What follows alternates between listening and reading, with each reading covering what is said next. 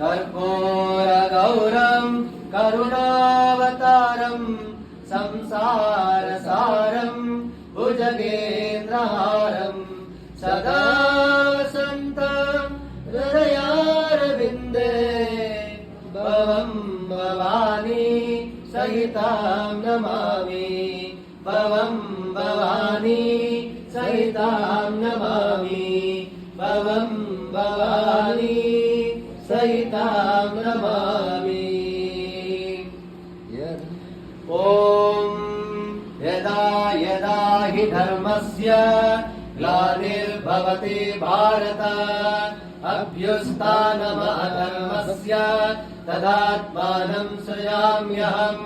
परित्राणाय साधूनां विनाशाय च दुष्कृतां धर्म संस्थापनार्थाय